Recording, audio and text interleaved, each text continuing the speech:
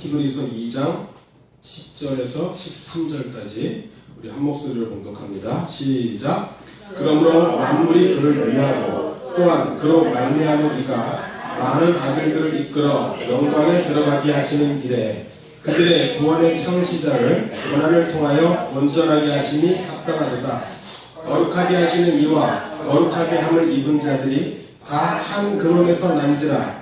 그러므로 형제라 부르시기를 부끄러워하지 아니하시고 이르시되 내가 주의 이름을 내 형제들에게 선포하고 내가 주를 교회 중에서 찬송하리라 하셨으며 또다시 내가 그를 의지하리라 하시고 또다시 볼지어다 나와 및 하나님께서 내게 주신 자녀라 하셨으니. 아멘. 충 말씀하세요. 자, 잘 지내셨죠?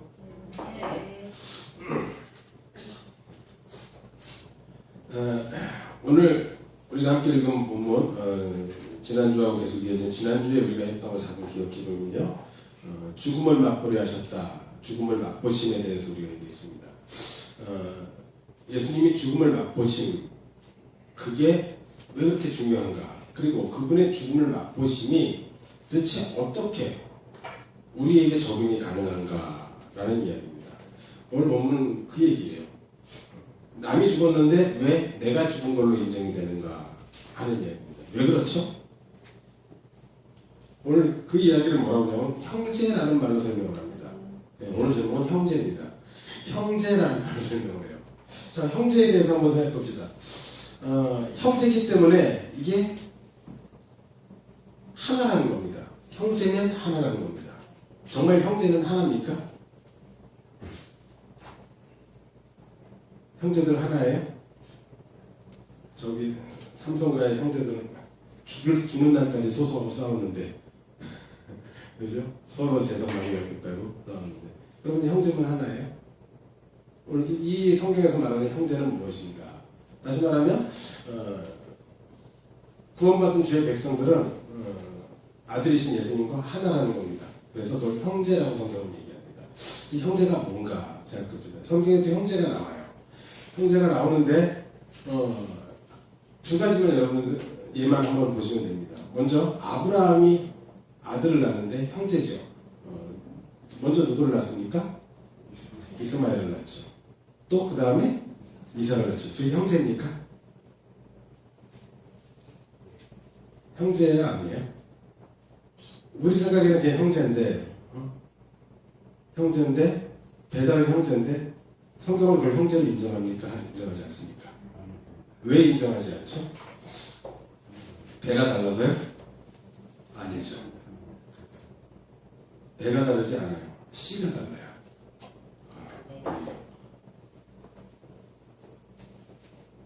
이 이스마엘은 누구의 아들이죠? 아브라함의 아들이죠. 이삭은 아브라함의 아들이 아니죠. 형제가 됩니까? 안 돼요. 형제가 아니에요. 이게 다릅니다. 조금 더 구체적인 예는 그 다음 이삭 때 나옵니다. 이삭은 한 배에서 한 씨로 쌍둥이가 나옵니다. 그렇죠. 네. 야곱과 에서가 나오죠. 한날 한 씨의 쌍둥이입니다. 형제입니까? 분명히 이건 형제, 이것만큼은 형제다라고 생각했는데 이게 또 아니에요. 근원이 또 달라요. 어떻게 달라질까요? 근원이. 야곱과 에서가 어떻게 형제인데 쌍둥이, 한날 한 씨에 태어난 쌍둥이인데 어떻게 서로 형제가 아닌 상황이 벌어집니까? 무엇으로 그렇게 됩니까?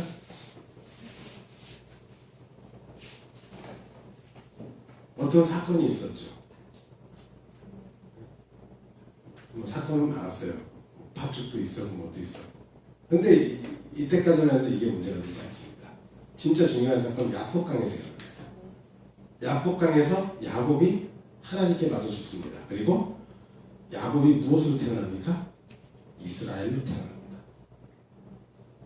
야곱은 더 이상 야곱이 아닌 이스라엘이 되면서 누구에게서 난자가 됩니까?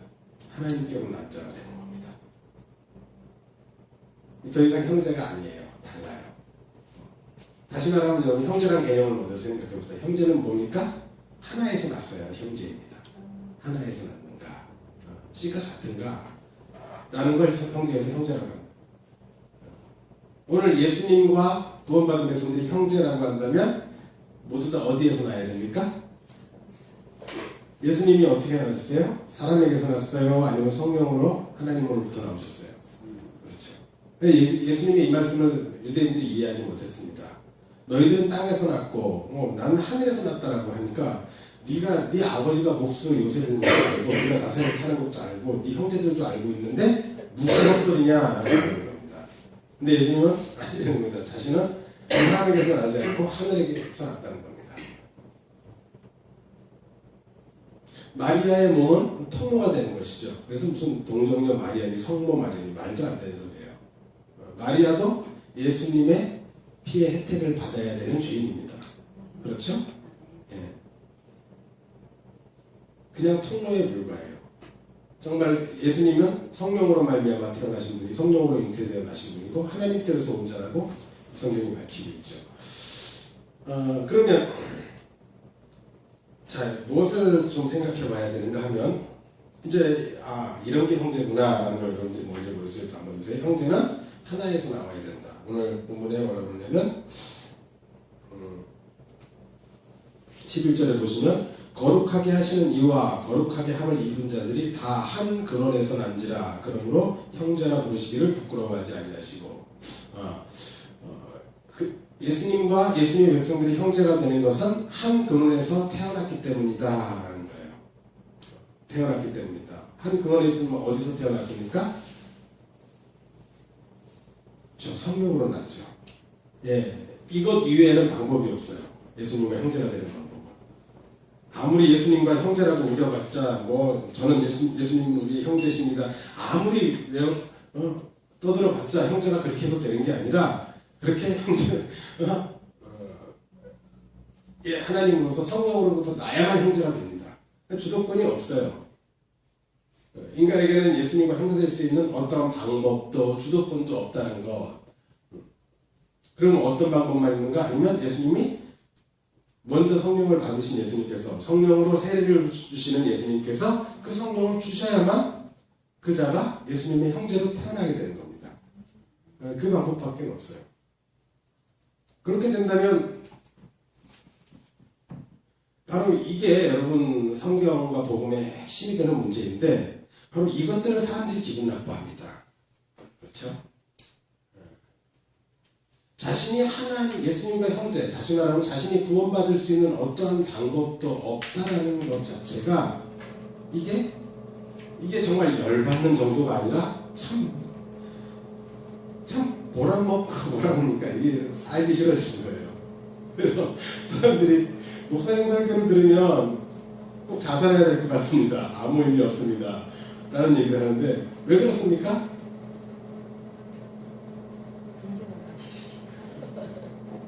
그렇죠? 아무것도 아닌데 사람 뭐합니까? 그죠?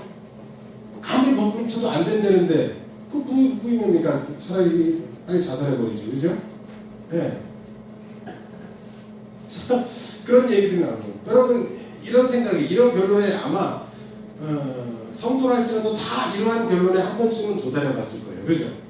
결국 네가 전하는 말을 들으면 네가 전하는 복음이라는 것을 들으면 결국엔 자살하란 말이냐? 아무것도 의미 없으니까. 아무 의미 없다. 다 쓸데없는 짓이다. 아무것도 해도 소용없다. 그럼 살 필요 없네. 라고 이야기할 수 이렇게 묻고자 하는 그 사람의 본성, 이런 질문이 나올 수밖에 없는 본성, 이걸 성경이 죄라고 지적하는 겁니다. 이걸 죄라고 지적해요.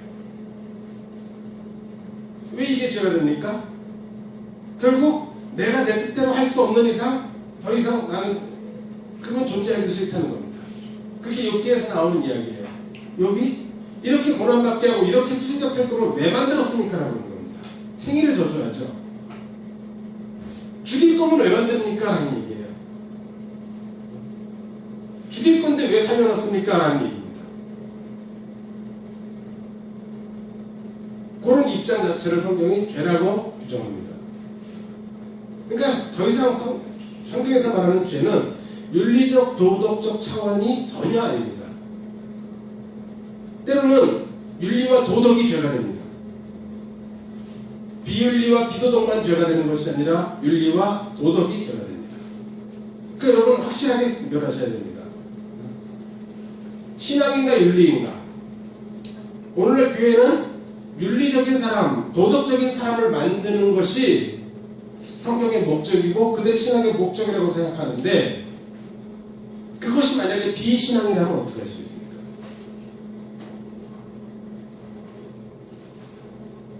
비신앙과 비윤리를 우리는 구분해야 됩니다. 전혀 이것은 신앙과는 전혀 상관없습니다. 자, 오늘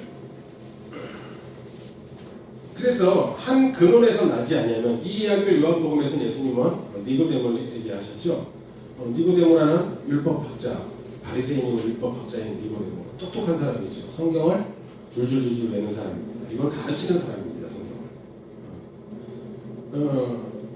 그 가운데서도 아주 뛰어난 사람이에요. 그래서 산헤드린 회원이라고 해서 지금으로 말하면 뭐 국회의원급이 되는 70명으로 구성된 그런 곳에 속한 아주 정예 엘리트입니다. 그럼 니고데모가 예수님을 찾아왔을 때 다짜고짜 하는 말이 무엇입니까? 예수님이 네가 물과 성령으로 거듭나지 아니하면 하나님 나라를 볼 수 없다라고 얘기합니다. 그게 궁금해서 와서 그랬겠습니까? 아니에요.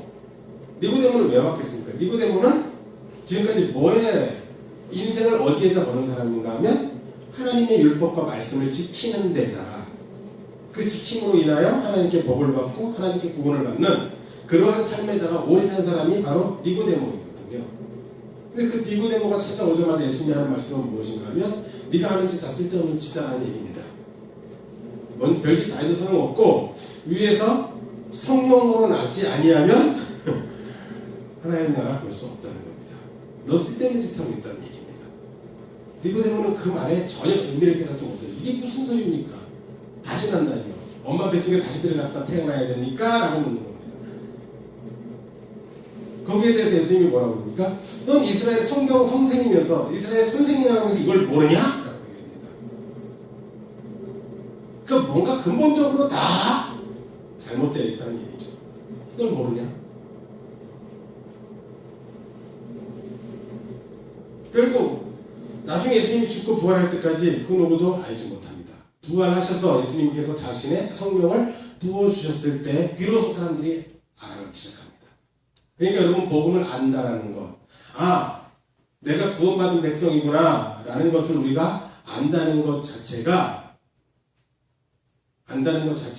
그것 자체가 이미 성령으로 다시 난 결과이지, 태어났으니까 우리 엄마 우리 아빠 하는 거 아닙니까? 그렇죠? 애가 태어나서 응애 하고 태어나서 그래서 보면 우리 집에 개가 있는데 이게 예전에 새끼를 낳는데 새끼를 수능 형제가 받았어요. 그래서 수능 형제를 엄마로 합니다. 엄마로 합니다.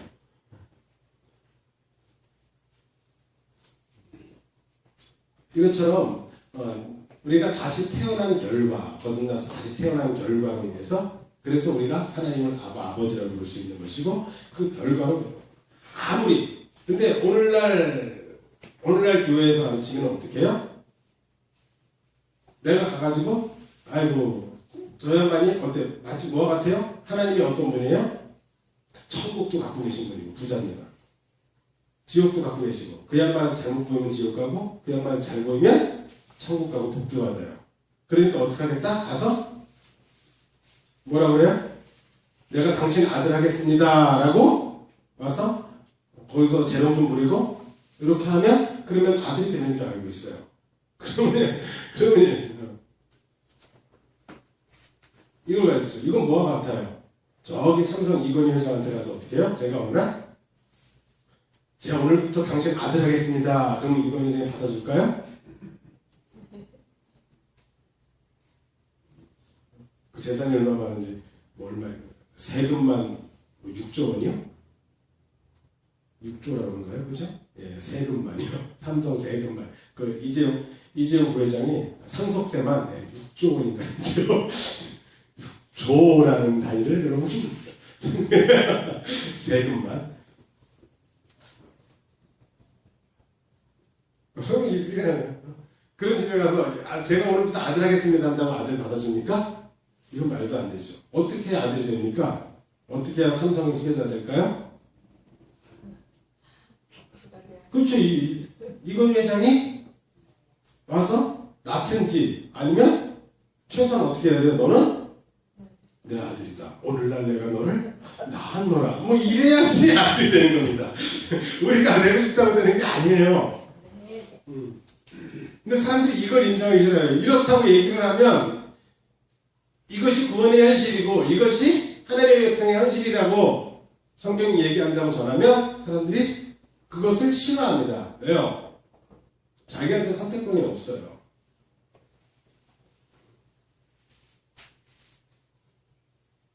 자기한테 선택권이 없어요. 그래서 자기가 뭐가 될지 몰라요. 가룟유다처럼 평생 재밌죠? 예수님이 뭐라고 그래요? 가룟유다한테 차라리 나지 아니하였으면 날 뻔했다. 누가 낳게 했어요? 예수님이 낳게 했죠. 그래놓고 뭐라고 그래요? 나지 않았으면 나을 뻔했다 그래요. 그러면 안 만드셨어야죠. 그죠? 만들어서 나게 해놓고 나지 않았으면 날 뻔했다. 왜 그래요? 그러면 나지 않았으면 날 뻔했는데 왜 낳게 했어요? 나지 아니하였으면 날 뻔한 케이스를 보여주기 위해서 낳게 한 게 가룟유다예요.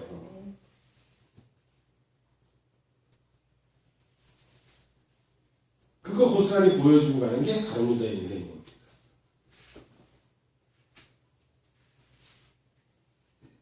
여러분, 사람들이 이런 얘기를 들으면 살맛이 안 나요.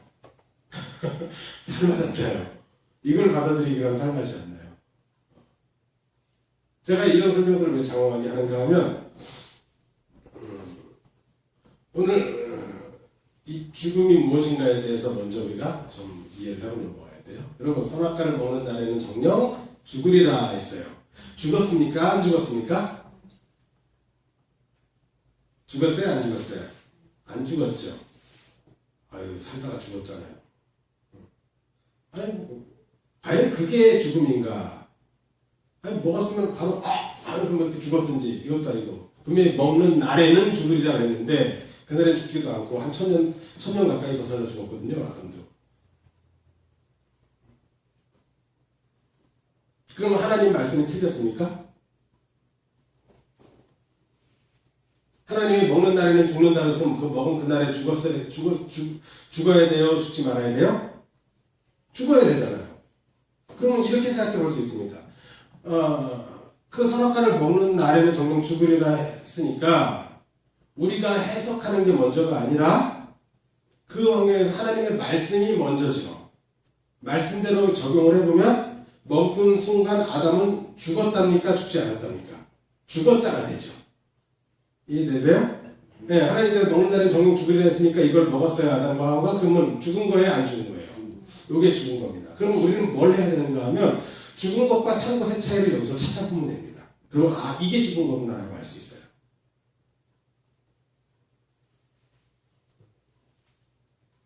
그러니까 선악과를 먹기 전에 뭐가 달라졌는가, 먹기 전과 먹은 후에 뭐가 달라졌는가를 보면 그걸 가지고서 요걸 죽었다고 하는구나 라고 할 수 있다고요.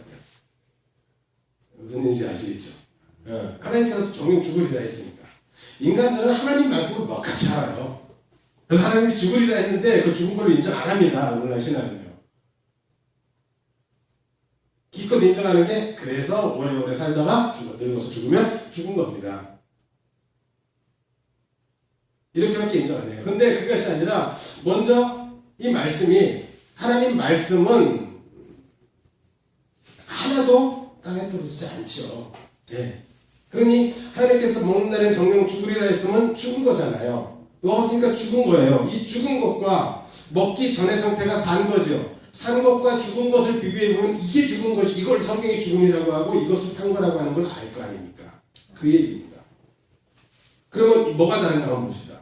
선악과를 먹기 전에 아담. 선악과 먹기 전에 아담 뭐예요?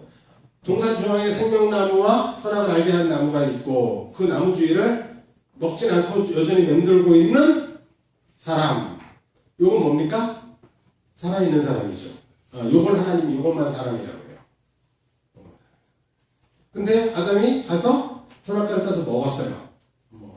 먹고 난 후에 요 하나님이 먹는다는 죽으리라 했으니까 먹었으니까 죽었겠습니까? 안 죽었겠습니까? 죽은 거죠. 이건 죽은 거예요. 먹고 죽었어요. 아담은요. 죽었는데 죽은 게 뭔가, 죽음이라는 게 뭔가를 봤더니 요게 죽음이구나 라는 거예요. 자, 그럼 뭐가 죽음인가? 선악과를 먹고 뭐가 달라졌지?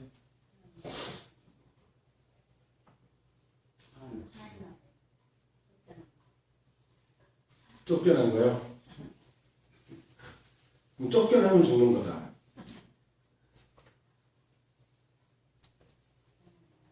그렇죠. 더 먼저 우리 선생님 부끄러워하죠.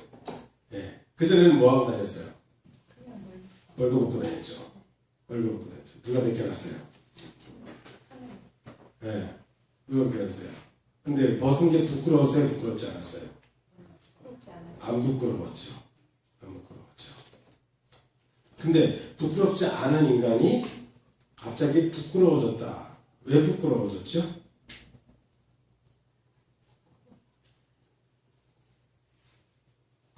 뭐가 달라져서 부끄러워졌죠?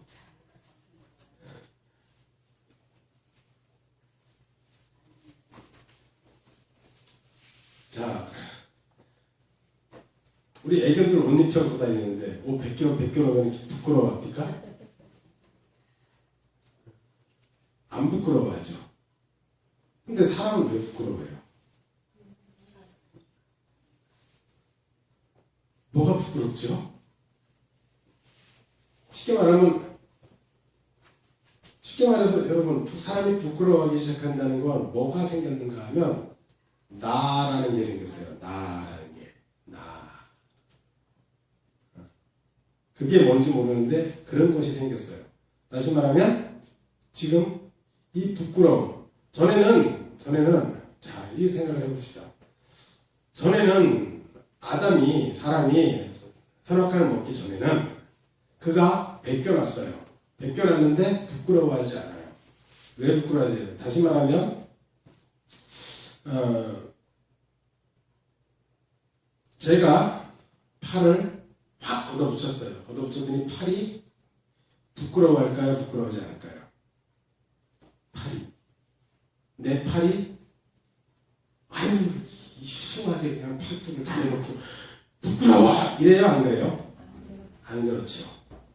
근데 다 걷었더니 팔이 아이고 나 부끄러워 소매 내려 그러면 이 팔뚝은 뭐가 생긴 거예요? 나와 분리된 나가 생겼죠 지금. 그죠? 주인과 분리된 나가 생겼어요. 지금 아담이 선악과를 먹은 이후에 뭐가 생겼는가 하면 나라는 어떤 주체가 발생을 해요. 거기서 이게 지금 달라진 거예요. 그 전에는 벗겨놓던 뭐하던 그게 벗겨놓았던 뭐하던 가다가 까져가지고 피가 나던 뭐하던 자기가 그게 걱정할 일입니까? 아닙니까? 아니죠. 누가? 그렇죠. 하나님께서 그렇게 해놓은 거니까. 있습니다. 근데 지금 선악과를 먹은 인간이 지금 부끄러워하고 있다는 것은 뭐예요? 이제 자기가 자기 몸의 주체가 되어서 이제 자기 몸을 스스로 관리하고 어떤 수치나 이런 부족한 약점들을 가리고 보완하고 해서 자기를 뭔가 굳건히 세우겠다는 의지죠. 그죠? 예. 이게 주체거든요. 제가 이런 얘기하면 여러분들한테 제가 이 복음에 대한 얘기를 하면 사람들이 이런 얘기를 많이 해요. 그러니까 하나님의 주권이요 라고 얘기를 해요. 이 말 맞아요? 틀려요?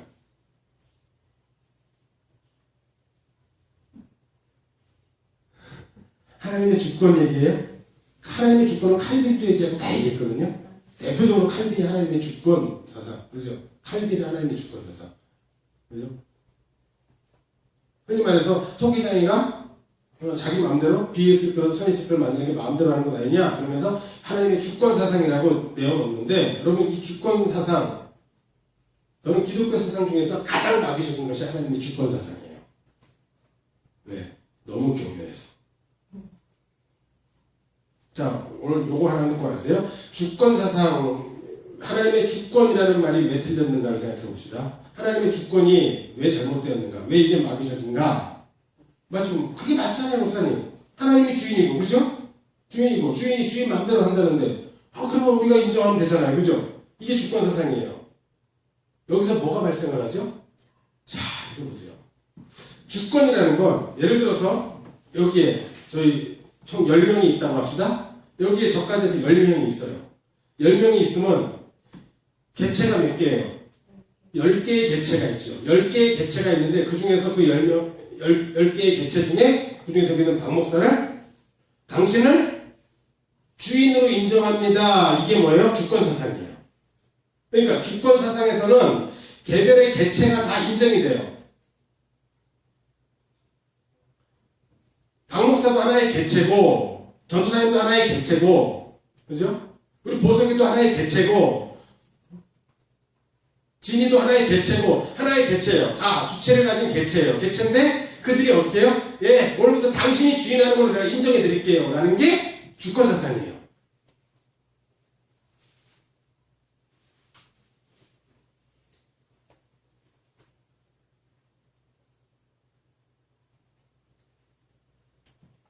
이게 주권 사상인데, 이 주권 사상은 그래서 뭐가 등장을 하는가 하면 각각 개체의 주체들이 등장을 해요. 내가 내 주체를 가지고, 내 의지를 가지고 당신을 주인으로 인정하겠다는 겁니다. 인정하겠다는 거예요. 이게 주권이에요. 근데 오늘 보세요. 아담이 선악과를 먹기 전에 이게 주권 사상이라는 말이에요. 하나님을 주인으로 인정했어요? 아니죠. 그냥 마치 하나님이 머리가 되시고, 그죠? 그는 뭐예요? 하나님의 한 지체와 같은 경우죠. 여기는 뭐 잘 됐냐, 잘못됐냐, 옳으냐, 마냐, 나한테 피해가 가냐, 안 가냐, 이걸 따지고 묻고 할 필요가 없어요. 여러분 보세요. 저기 앞에 화살이 휙 날라와요, 제가. 휙 날라오면 제가 어떻게 할까요? 그대로 날라오면 어디에? 그냥 여기 이마에 딱 꽂힐 것 같아요. 그럼 죽겠죠. 그럼 제가 어떻게 할까요? 피하면 좋겠는데 피할 수 없는 상황이에요. 어떻게 해요? 막겠죠. 뭘로 막아요? 아니면 팔로? 막겠죠. 여기 딱 꽂혀요. 팔이 걱정했을까요?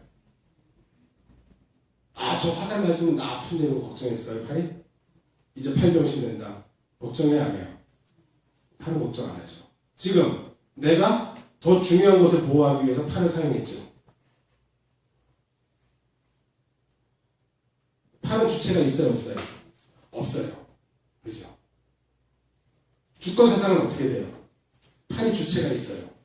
그래서 어떻게 합니까? 머리에서 팔, 네가 좀 막아주라. 내가 주인이잖아. 그랬더니 팔이 잠깐만요. 제 믿음이 좀 없어서요. 잠깐만요. 기도 3시간만 하고요. 그러고 와서 팔이 좋습니다. 제가 희생하겠습니다. 와서 팔이 딱 남았어요. 그러면 어떻게 돼요? 이게 뭐야? 주권 사상이에요. 그러면 머리에 목숨을 살린 건 누구예요? 팔이 되죠. 누가 찬송 받아야 돼요? 머리예요? 팔이에요? 팔이죠. 개체죠. 이게 주권 사상이에요. 이걸 주권이라고 해요. 그러니까 성경은 주권 사상이 아니에요? 아니죠. 여러분 주권이 이런 거예요. 그래서 제가 자꾸 주체란 말을 쓰는 이유가 그거예요. 주권 아니에요. 근데 주권이 마치 맞는 것 같아요. 제일 교묘해요. 그래서 주권이 성경 2000년 기독교 역사에서 가장 악마적인 사상이 뭐냐 하면 전 주권 사상이라고 해요. 그래서 결국에는 복음을 제대로, 물론 복음을 우리가 제대로 들을 수 없죠. 성령이 임하지 않은 사람은 결국 어디에 빠지는가 하는 복음 듣고 주권 사상이 될 거예요.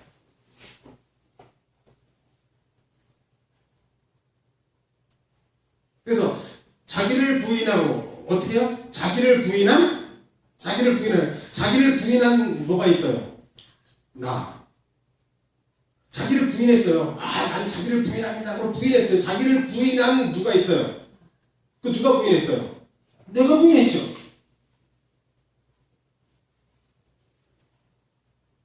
이거 자기 부인이 돼요, 안 돼요? 안 되죠. 자기를 부인한 내가 있어요. 그러니까 누가 잘했어요? 부인한 내가 잘했죠. 그 부인한 자기 부인한 것까지 부인하는 또 뭐가 생겨요? 또 나가 생겨요. 그러면 자기 부인을 하는 또 나. 그 나가 너무 자랑스럽고 괜찮은 놈이 되는 겁니다. 주권사상에서 몇 가지밖에 가지 못해요. 결국에 뭐가 나와요? 그러니까 불교에서 뭐라 그래요? 이게 불교예요. 욕심을 버리려 하는 생각도 하지 말아라. 무아지경, 자기를 없앤다고 그러죠. 자기를 없애는 순간 자연과 하나가 된대요. 그러면 자연과 하나가 되려 해요, 안 해요?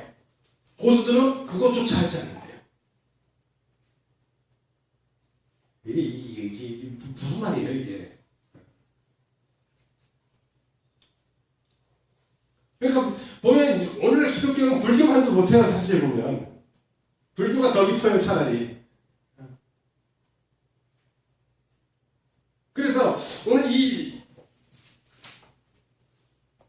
인간이 주체가 발생하는 순간 나라는 어떤 주체가 발생을 하고, 이러한 나라는 주체가 스스로 이제 뭘 하기 시작합니까? 생각하고 판단하고, 이제 그 주체가 주인이 되는 겁니다.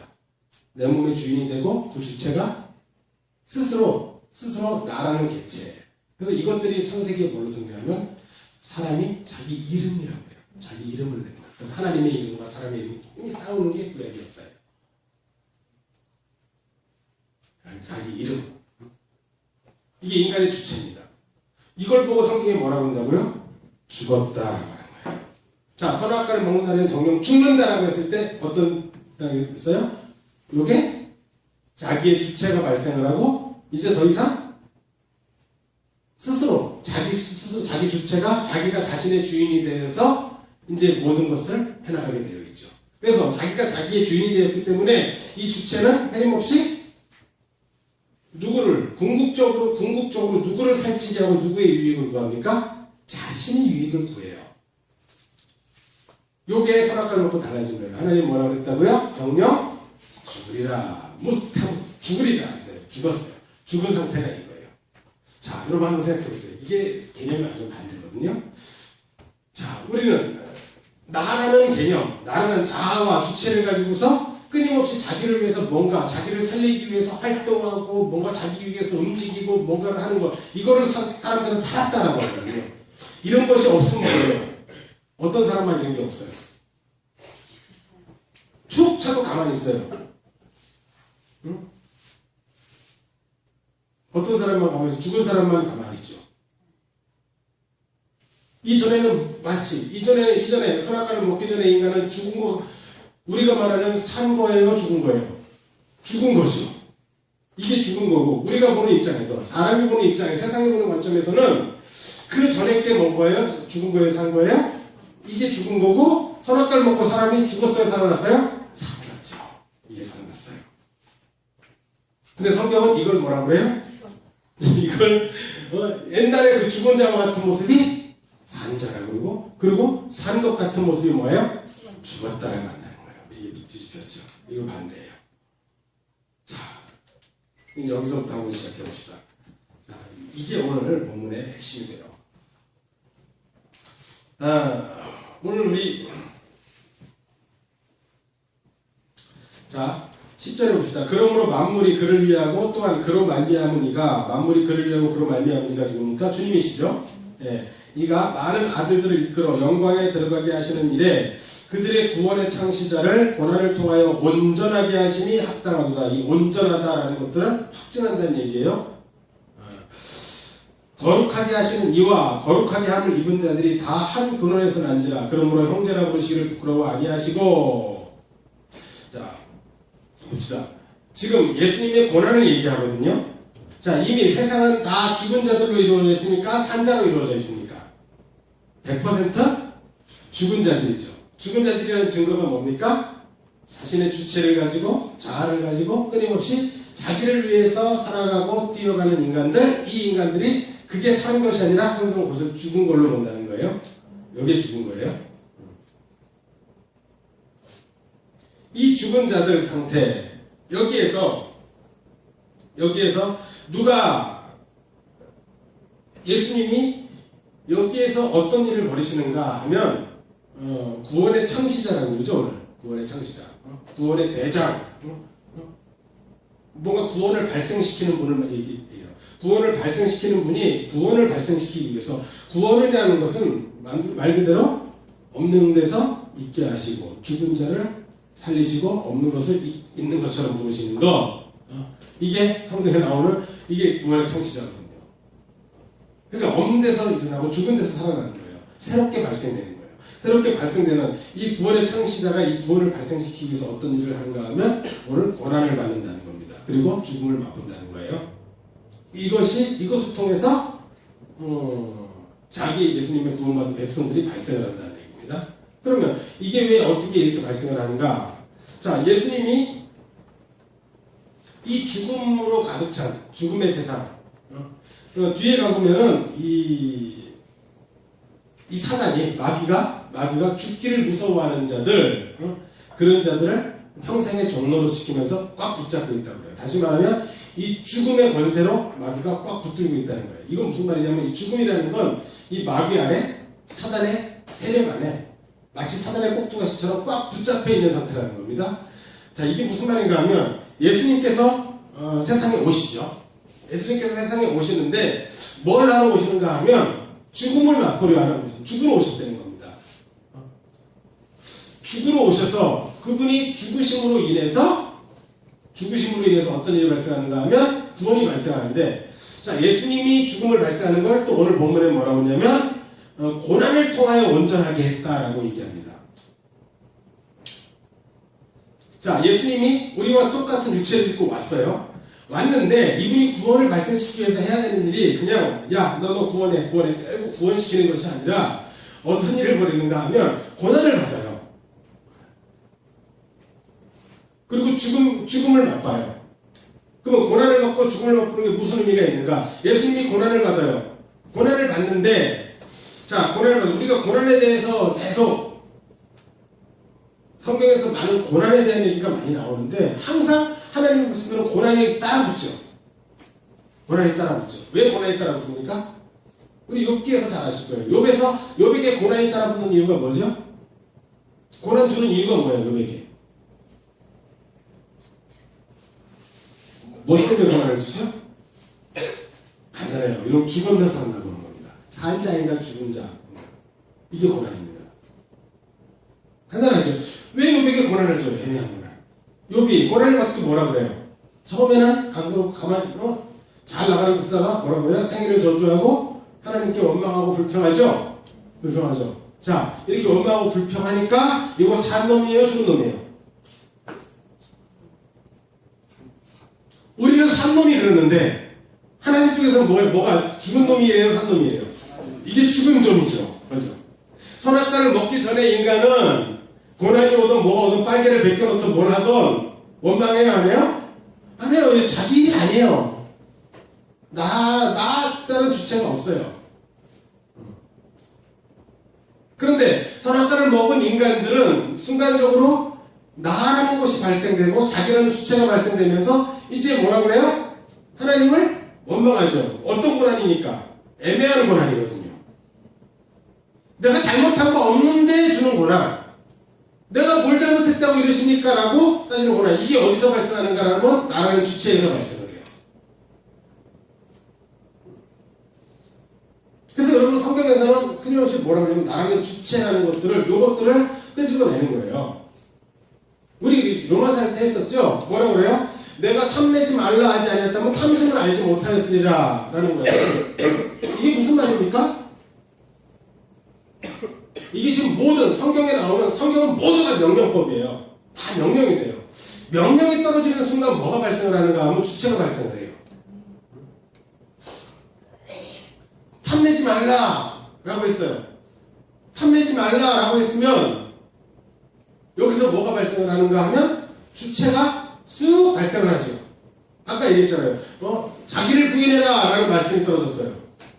우리는 어떻게 해요? 그럼 내가 자기를 부인해야겠구나 라고 하죠. 이게 뭐냐면 요걸 지적하는 거예요. 그게 죄다라고 성경이 지적하는 거예요.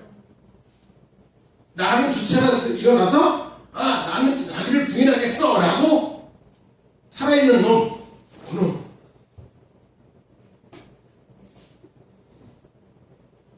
여러분, 말씀이라는 건, 하나님의 말씀이라는 건 우리가 주체가 돼서 그 말씀을 주도 면밀하게 지켜내는 것이 아니라 이 말씀은 스스로 살았고 운명이 있고 말씀은 스스로 빛이 있으라 그런 게 있었죠.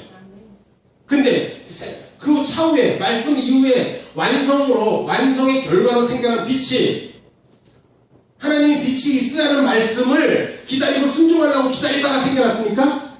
아니죠. 그게 결과라는 거예요. 결과가 돼요.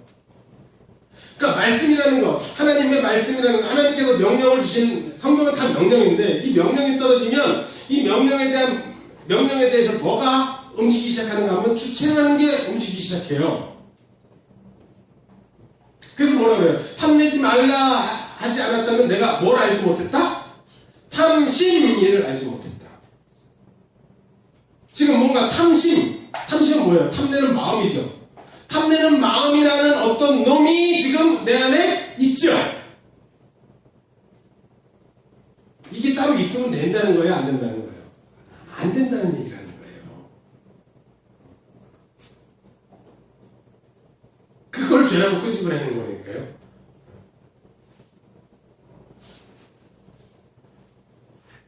그래서 뭘 하라 하지 말라라는 명령이, 하나님 율법을 주시고 말씀을 주시는 이유는 그 말씀 앞에서 계속적으로 뭐만 드러납니까? 그렇죠. 우리의 주체가 계속적으로 발각이 되고 드러나는 형태로 나오는 거예요. 그래서 명령이 없으면 주체가 드러나요? 안 드러나요? 드러나지 않아요. 그래서 명령의 형태로 말씀이 주어지는 거예요. 그래서 말씀은 목적이 뭔가 하면 우리의 실체를 드러내는 거예요. 네 안에 뭐 있는지 한번 보여줄게 하고 드러내는 게 이게 말씀이 된다는 거예요. 자, 아까 지금 얘기했죠. 예수님께서 오셔서 고난을 받아요. 고난을 받는데 아까 얘기했죠. 이 고난을 받으면 뭐가 일어납니까? 주체가 일어나죠. 어떤 고난일 때? 애매한 고난일 때. 애매한 고난. 이게 말도 안 되는 고난. 그때 드러나요. 그러니까 여러분 살다가 Why me? 왜 나에게? 그 순간이 뭐예요? 주님의 말씀 앞에 드러나는 순간이에요. 왜 우리 애가 죽습니까? 왜 암에 걸립니까? 왜 사업이 망합니까? 내가 뭘 잘못했다고, 그죠? 왜 나는 이꼬라지로 평생을 삽니까? 그게 어디야? 그게 바로 주님께서 살았나 죽었나 보는 겁니다. 근데 거기에서 죽은 척하는 애들이 있어요. 이게 문제입니다. 나 죽었어 하는 분들이 있어요. 근데 진짜 죽어서가 아니라 죽은 척을 하는 거예요. 어떻게 해요? 하나님 와도 나는 주신이도 여호와시오 좌신이도 여호와시니 여호와는 상관없어요. 원래 맞아요. 이런 고백이 신앙의 고백이 맞아요. 그런데 세상에 신앙이라는 게 없어요. 예수님 외에 신앙이 없어요. 욥이 그랬거든요. 주신이도 여호와, 주하신이도 여호와, 여호와는 참성하실지로다 라고 했어요. 욥이 뭐 한 거예요? 죽은 척한 거죠. 죽었나 살았나 찔러봤더니 얘가 죽었어요, 살았어요? 죽었네. 죽은 애들은 어떻게 해요, 하나님이요? 요게 산자거든요. 죽은 애들은 주 안에서 살리시고 산자들은 죽이시고. 왜? 세상에서 죽었다 하는 것이 하나님 앞에서 산 자요, 세상에서 살았다 하는 것이 하나님 앞에 죽은 자이기 때문에 여기 죽은 척하죠. 주신이도요 하나님. 그래 하나님 어떻게 해요? 죽었나? 야 이거 이상하네. 야 준비된 거 보내라.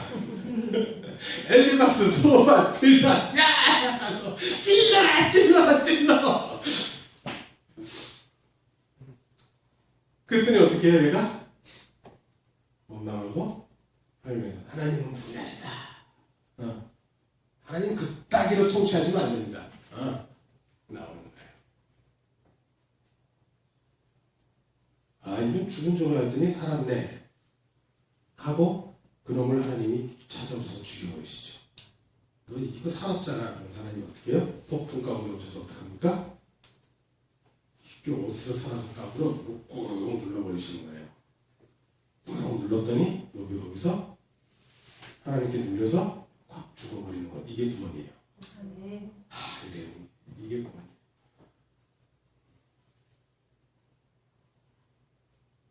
근데 구약의 모든 사람들이 이런 일이 있었는데 이건 다 그림자의 예표에 불과해요. 오늘 이 일을 하시는 분이 예수님인데 예수님이 오셨어요? 예수님이 오셨는데 예수님이 어떻게 해요? 예수님 육체를 입고 오셨는데 산자처럼 살아요? 죽은 자처럼 살아요? 죽은 자처럼 사는 거예요. 이게 양반이지. 애매한 고난을 받고 모욕을 당하고 수치당하는데 마치 도살장에 끌려가는 어린 양처럼 잠잠히 도살을 당하는 자리가 쉽잖아요. 오늘 거기서 예수님이 이렇게 육체를 입고 이렇게 함으로써 유일하게 예수님이 산자다 죽은 자다? 이분이 산자예요. 그래서 어디서 살아나요? 성령으로 주 안에서 살아나는 사건이 부활이에요. 그러니까 부활의 세계는 우리가 알고 있는 어떤 살기 좋은 곳이 아니에요. 천당은요. 이 천당은 뭐냐면 하나님 안에 있는 세계, 주님 안에 있는 세상이에요. 봤더니 진짜 죽었거든요. 이거 아무리 찔려고 난리치고 뭐하고 욕하고 해도 죽었어요.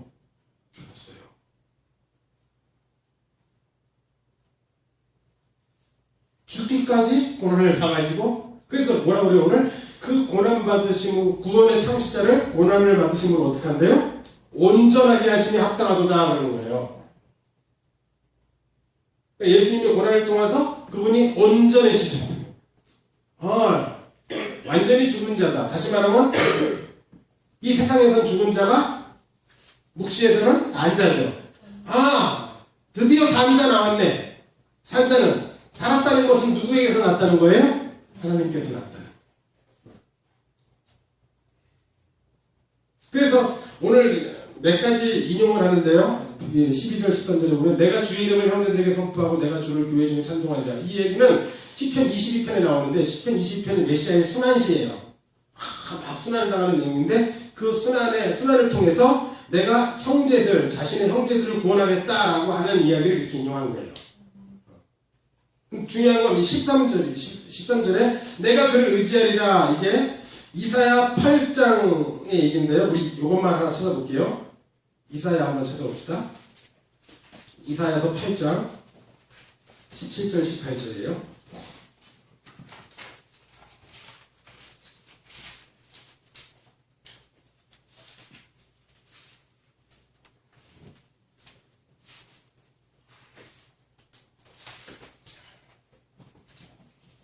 이사야 8장 17절 18절 제가 읽습니다.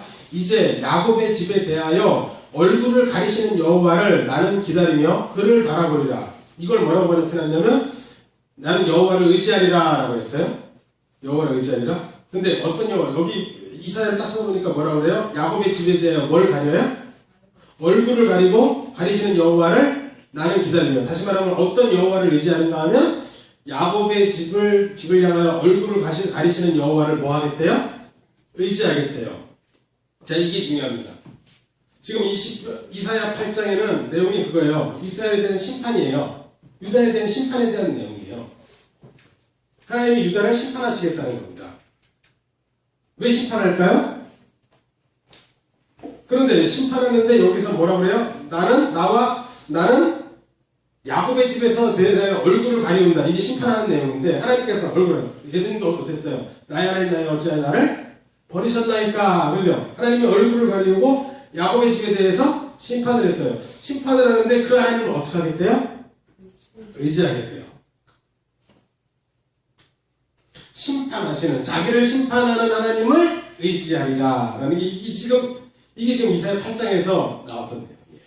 바로 그들이 바로 누군가 하면 이들이 여호와께서 난, 하나님께로 난 하나님의 자녀들, 바로 이들이 이사야에서 말하는 남은 자들이에요. 남은 자들.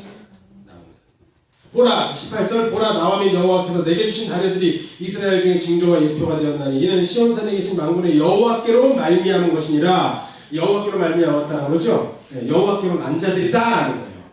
이 사람들이 여호와께로 난 참 이스라엘이요 남은 자다 라고 하는 거예요. 그들이 어떤 자들입니까? 이스라엘에서 얼굴을 가리우는 여호와를 의지하는 자들.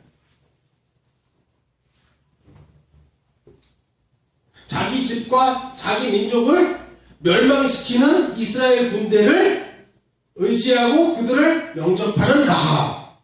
그런 거예요. 자기 시아버지와 남편을 하루아침에 죽인 여호와를 붙쫓는 룻. 자신을 공격하는 여호와를 영접하고 의지하는 자가 뭐예요? 이게 주의 백성인 거예요. 누가 그렇게 했죠? 사람은 그럴 수 있는 사람이 없어요. 왜 딱 그런 점? 누가? 예수님이 그렇게 했다는 거예요. 지금 이걸 인용하는 거예요.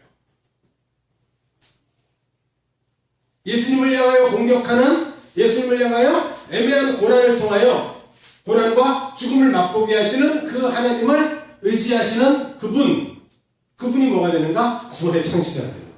그분으로 인하여 새로운 세계가 열리죠. 아! 여기만 산 자구나! 나머지는 뭐예요? 다 죽은 자들이죠. 그 산자로 인하여 새로운 산자의 세상, 이게 부활의 세계요, 이것이 하나님의 나라요, 이것이 천국이에요. 요 천국의 주인이 되신 그 예수께서 이제 어떤 자들을 건지십니까? 죽은 자들 가운데서 건지는데 어떤 자만 건질 수 있어요? 하나님께로 난 자들만 건지죠. 우리 처음에 시작했죠. 하나님께로 나는 건 어떻게 나요? 어떻게 나옵니까? 1번 기도에서 난다. 2번 주일 성소에서 난다. 3번 건축 헌금에서 교회를 3개 이상 건축하면 무조건 난다. 천주교 같은 경우에요.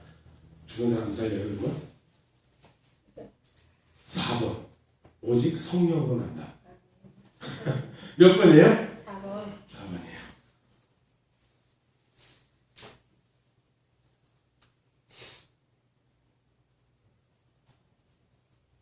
그러면 오직 이 성령은 누가 주세요? 그렇죠. 이 성령에 예수님이 처음 오셨을 때는 성령의 인도를 받아요. 성령의 인도를 받고 성령이 이끄시는 대로 사세요. 그리고 죽으시고 부활하신 이후에는 성령이 예수님께서 이제 성령을 자기의 뜻대로 보내시고 성령님께서 누구를 따르시죠? 예수님을 따르세요. 성령의 주가 되세요. 그래서 예수님께서 성령을 보내셔서 하나에서 난 자들만 구원받은 백성인데요. 그들만 형제예요.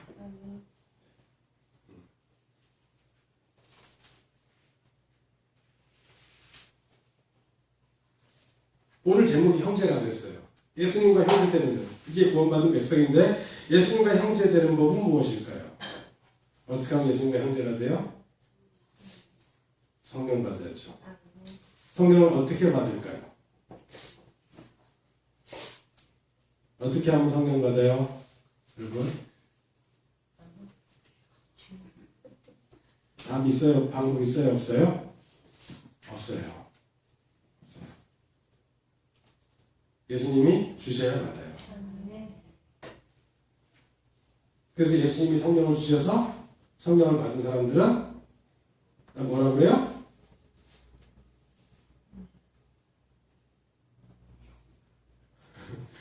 그 사람들은 뭐라고 해요?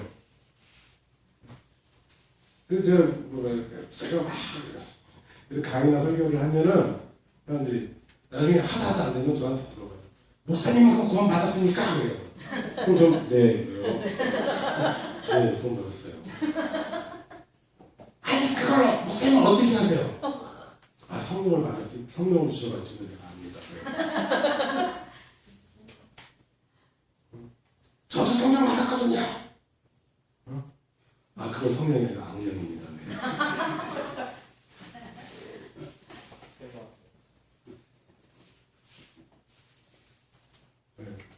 혹시라도 저하고 상담하겠다는 분 혹시라도 찾아오시면은 여러분 절대 못 가게 하세요.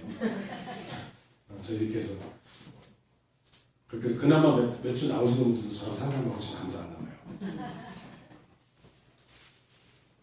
제가 쫓아내도 성령 받은 자 나와요. 주님이 보내신 자들은요. 그죠? 예. 그러니까 목사가 아니라 그거예요. 열심히 가라지 가려내는 거예요. 제가 뭐 무슨 수는 그들에게 성령을 부어줄 수 있습니까? 믿게 할 수 있습니까? 못해요. 근데 그래서 전도는 여러분 사기입니다. 사기. 전도는 꼭 영업사원 가서 영업하는 게 전도가 아니에요. 우리 전도 사람이 전도할 수 있다는 것 자체가 사기예요. 못해요. 성령님이 전도를 하시고 주님이 전도하시는데 주님이 하시는 전도를 이것을 주님이 하고 계시다는 것을 확연하게 드러내주는 게 우리 인간이 하는 전도입니다. 그래서 전도의 사역자로 보시를 받는 게 지금 성령님이 여기에서 일하시는구나를 보여주는 역할을 하는 거예요. 그러면 어떻게 해요? 부처님께 열심히 쫓아내야죠.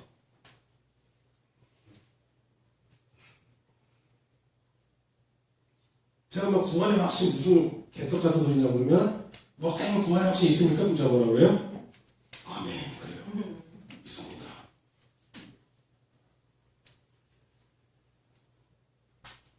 근데 왜 자기는 안 해요? 그러면 사람들 구원의 확신이 있다는 사람 뭐 가지고 왜? 제가 물어봐요. 그럼 당신은 뭘 근거로 구원의 확신을 갖고 있습니까? 그럼 뭐래요? 옛날에 올림픽이 끝난 88년도에 어디 암개 기도원에 가서 뭘 했는데 그때 막 뜨거워서 갑자기 혀가 꼬이고 뭘 하고 그죠? 다 그런 거죠? 무슨 병이 있었는데 막 뜨끈뜨끈한 성령이 임해서 자기가 병도 고치고 그 순간 살아계신 하나님을 만났다든가 뭐 이런 거예요. 흔히 말하는 간증이라는 걸 하는데 그거 어디 대구에 어떤 절인가 가면 거기 요마되는 거기 방언도 하고 다 해요.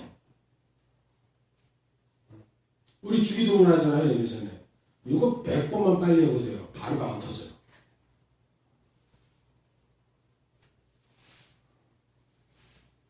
그거 성령 받은 거예요? 아니라는 거야. 성령은 그렇게 받지 않아요. 그래서 그러고 나서 자기는 구원의 확신이 있대요. 자기가 원하는 바가 이루어졌고 자기가 원하는 바가 이루어진 것을 통해서 자기의 구원을 확신하는데 성령은 그렇게 임하는 것이 아니라 자기가 원하는 바가 하나님 앞에 삭제당하고 하나님 앞에 깨어짐으로써 성령이 임해요. 잘못 알고 있는 것이. 그래서 성령 받은 사람들은 자신이 구원받았는데 당신은 어떻게 구원을 확신합니까? 왜 이렇게 구원을 확신합니까? 그건 할 말은 이거밖에 없어요. 주께서 나 같은 죄인에게 성령을 부으셨습니다. 사람들은 그거예요. 이러한 오늘날 구원의 확신을 얘기하는 사람들은 딱 두 가지예요. 하나는 뭡니까? 체험. 무슨 신비한 체험. 그리고 두 번째는 뭡니까? 깊은 마음의 감동. 그렇죠? 감동. 이 마음의 감동은 여러분 저기 어디 가서 상담사들하고 상담만 받아도 감동 깊이 와요. 막 안 그래도 세상에 여러분 내가 이제 자살을 할까 삶이 없어 막 이러고 있는데 말씀을 듣는 순간에 저도 그런 삶을 할 수 있어요. 얼마나 말을 잘하는지 봐보세요.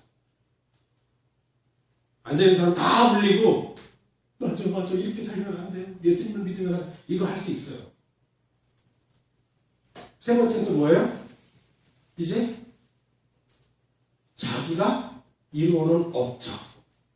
무슨 업적? 내가 이제